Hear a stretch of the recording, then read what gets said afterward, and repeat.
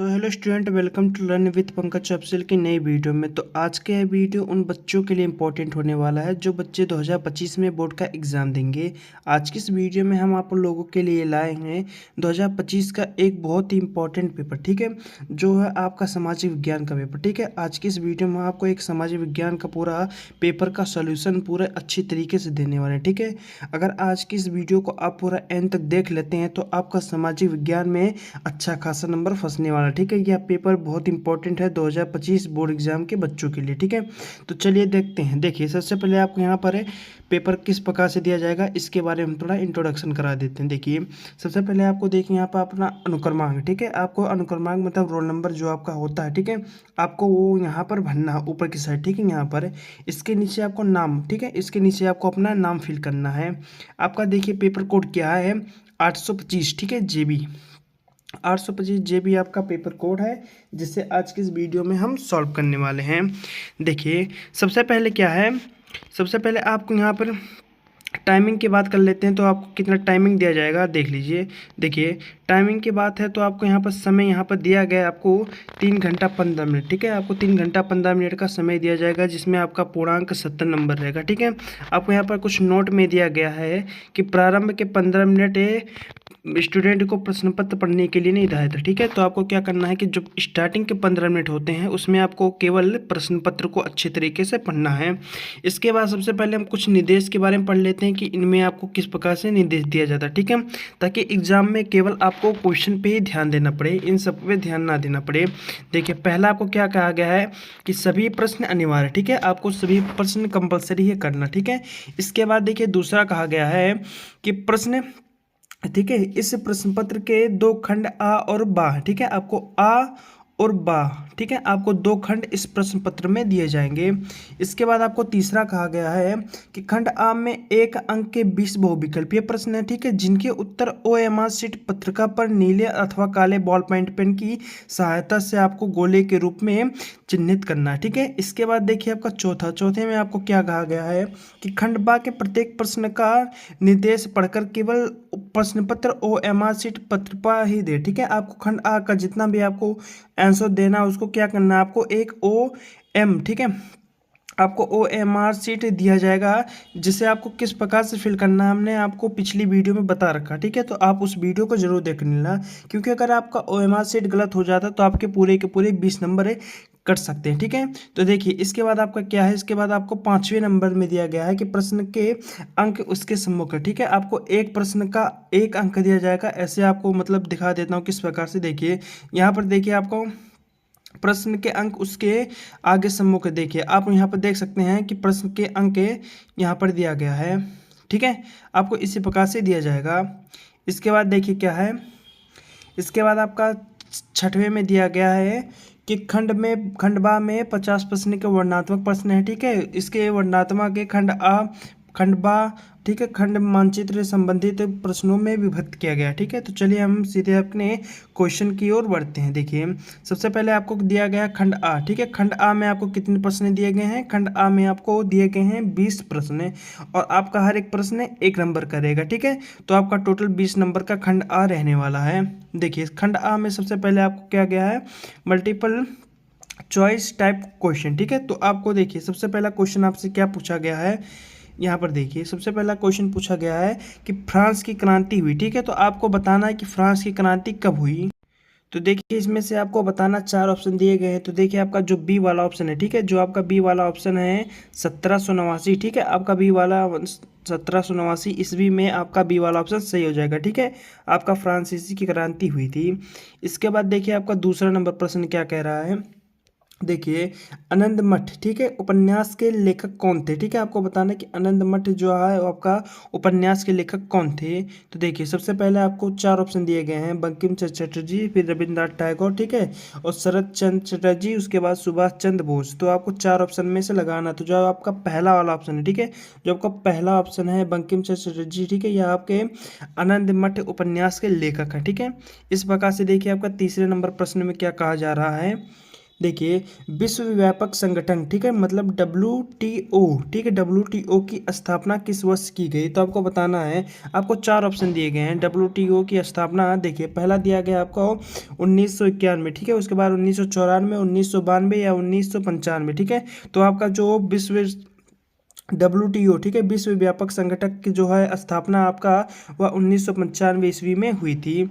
देखिए इसके बाद चौथे नंबर प्रश्न में आपको क्या कहा गया है। देखिए आपको यहाँ पर हिंदी में भी दिया जा रहा प्रश्न और इंग्लिश में भी, ठीक है। तो आप जिनमें कंफर्टेबल हो, मतलब आपको अगर हिंदी ना आए, उसका मतलब थोड़ा इंग्लिश ही पता हो, तो आप इंग्लिश में भी उसका क्वेश्चन पढ़ के आप उसका आंसर दे सकते हैं, ठीक है। तो देखिए चौथे नंबर प्रश्न में आपके क्या कहा जा रहा है कि ज्योतिबा फुल्ले ने कौन सी पुस्तक लिखी, ठीक है। तो आपको बताना ज्योतिबा फुल्ले ने कौन सी पुस्तक लिखी थी। तो आपका जो है यहाँ पर बी वाला ऑप्शन है स्त्री धर्म, ठीक है, आपका इन्होंने ये वाला पुस्तक लिखा था, ठीक है। इसके बाद देखिए क्या है पाँचवें नंबर प्रश्न में क्या कहा जा रहा है कि सत्ता के क्षैतिज वितरण से क्या तात्पर्य, ठीक है। तो आपका जो सत्ता का क्षैतिज वितरण है उससे तात्पर्य क्या है। देखिए इसमें जो आपका सी वाला ऑप्शन है, ठीक है, कार्यपालिका, ठीक है, व्यवस्थापक तथा न्यायपालिका के बीच सत्ता का बंटवारा, ठीक है। आपका यह सत्ता का क्षैतिज वितरण के तात्पर्य, ठीक है, क्या है, कार्यपालिका, व्यवस्थापिका तथा न्यायपालिका के बीच सत्ता का बंटवारा, ठीक है। इसके बाद देखिए आपका छठा नंबर प्रश्न में क्या कहा जा रहा है। देखिए छठा नंबर आपका प्रश्न है कि निम्नलिखित में से कौन सा संघीय राज्य नहीं है, ठीक है। आपको बताना है कि संघीय राज्य कौन सा नहीं है, मणिपुर, त्रिपुरा, इसके बाद हिमाचल प्रदेश या जम्मू कश्मीर, ठीक है। तो आपका जो जम्मू कश्मीर है डी वाला ऑप्शन, यह आपका एक संघीय राज्य नहीं है। इसके बाद देखिए आपका सातवां नंबर प्रश्न क्या है। सातवें नंबर प्रश्न में आपसे पूछा जा रहा है कि धर्म में निरपेक्ष राज्य में है, ठीक है, धर्म में निरपेक्ष राज्य में कौन सा है। तो आपको बताना है। देखिए आपका इसमें जो आपका डी वाला, ठीक है, आपका डी वाला जो ऑप्शन दिया गया है सभी धर्मों के समान समझा जा सकता है, ठीक है। आपको जो सभी धर्म है उन्हें समान समझा जाना चाहिए। इसके बाद देखिए आठवां नंबर प्रश्न में आपसे कहा गया है कि राजनीतिक दलों के समान कौन सी चेतावनियां होती है, ठीक है। तो आपको यहाँ में जो है देखिए आपको इसमें चारों का ऑप्शन चाहिए, ठीक है। देखिए पहला आंतरिक लोकतंत्र का ना होना, ठीक है, दूसरा है परिवारवाद, ठीक है, उसके बाद तीसरा है धन और आपराधिकता तत्वों का अभाव, ठीक है, उसके बाद चौथा है इनमें सभी। तो ठीक है, आपका जो ऑप्शन 4 है इनमें सभी, मतलब आपका यह चारों राजनीतिक दलों की एक चुनौतियां हैं, ठीक है। इसके बाद देखिए आपका क्या है, नौवां नंबर प्रश्न है। नौवें नंबर प्रश्न में आपसे पूछा गया है कि निम्नलिखित में से कौन सा लोकतंत्र का अड़ुक, ठीक है, अवड़ुक नहीं है। तो आपको बताना है इनमें से कौन सा आपका लोकतंत्र का एक अवड़ुक नहीं है। तो आपका जो यहाँ पर है बी वाला, यह आपका लोकतंत्र का एक अवगुण नहीं है, ठीक है, दलों का व्यक्ति विवाद, ठीक है, दलों में व्यक्ति विवाद आपका जो है लोकतंत्र का अवगुण नहीं है। इसके बाद आपका 10वां नंबर पूछा गया है कि संविधान के अनुसार भारत की राजभाषा है, ठीक है। आपको बताना है कि संविधान जो है उसके अनुसार आपका भारत की राजभाषा कौन सी है। तो आपको चार ऑप्शन दिए गए, हिंदी, उर्दू, संस्कृत, अंग्रेजी, ठीक है। तो आपका जो हिंदी है या आपका संविधान के अनुसार भारत की राजभाषा है, ठीक है, आपका हिंदी। इसके बाद देखिए 11वां नंबर प्रश्न में है, 11 नंबर प्रश्न में है कि कौन सा उद्योग चूना पत्थर को कच्चे माल के रूप में प्रयुक्त करता है, ठीक है। तो आपको बताना है कि आप चार में से कौन सा उद्योग है चूना पत्थर को, ठीक है। इसमें देखिए आपको चूना पत्थर को क्या है कच्चे माल के रूप में, तो ठीक है, जो सीमेंट कंपनियां होती हैं, बड़ी बड़ी उद्योग सीमेंट कंपनियां, ठीक है, यह आपका चूना पत्थर को कच्चे माल के रूप में प्रयुक्त करती है। तो आपका ऑप्शन नंबर 20 सही हो जाएगा। देखिए इसके बाद आपका 12वां नंबर प्रश्न में क्या गया है कि भारत में आर्थिक उदारीकरण की शुरुआत कब हुई, ठीक है। तो आपको इसमें चार ऑप्शन दिए गए हैं। तो आपका जो ए वाला ऑप्शन है, देखिए ए वाला ऑप्शन है 1991 में, ठीक है। इसमें आपका भारत में आर्थिक उदारीकरण की शुरुआत हुई थी, ठीक है। इसके बाद देखिए 13 नंबर प्रश्न में क्या दिया गया है। 13 नंबर प्रश्न में आपसे कहा गया है कि राष्ट्रीय उपभोक्ता अधिकार दिवस कब बनाया जाता है, ठीक है। तो आपका जब राष्ट्रीय उपभोक्ता अधिकार दिवस है वह आपका 24 दिसंबर को बनाया जाता है। डी ऑप्शन सही हो जाएगा। इसके बाद आपका 14 नंबर प्रश्न में क्या दिया गया है, देखिए लोहा अयस्क किस प्रकार का संसाधन है, ठीक है, नवीकरणीय योग्य है, प्रवाहक है, जैव है, ठीक है, अनवीकरणीय योग्य है, ठीक है। तो आपका जो लोहा है वह आपका एक अनवीकरणीय योग्य संसाधन है। इसके बाद 15वां नंबर प्रश्न में आपसे दिया गया है कि निम्न में से कौन सा राज्य तांबा का मुख्य उत्पादक है, ठीक है। तो आपका जो तांबा होता है उसका मतलब कॉपर, ठीक है, जो आपका कॉपर होता है उसका मुख्य प्रोड्यूस कौन सा राज्य करता है, ठीक है। तो आपका देखिए यहाँ पर चार ऑप्शन दिए गए हैं, मध्य प्रदेश, प्रदेश, उत्तर प्रदेश, तमिलनाडु या बिहार। ठीक है, तो आपका जो मध्य प्रदेश है ये आपका तांबा का, ठीक है, या आपका कॉपर है का एक बहुत ही मुख्य उत्पादक राज्य है। ठीक है, आपका ऑप्शन नंबर ए सही हो जाएगा। इसके बाद देखिए 16 नंबर प्रश्न। 16 नंबर प्रश्न में क्या दिया गया है कि निम्न में से कौन सा व्यक्ति अर्थव्यवस्था के प्राथमिक क्षेत्र से संबंधित है। ठीक है, तो आपको मछुआरा या शिक्षक है, या ये वाला जो ऑप्शन है, ठीक है, यह सही हो जाएगा मछुआरा। ठीक है, मछुआरा आपका आर्थिक व्यवस्था के प्राथमिक क्षेत्र में संबंधित है।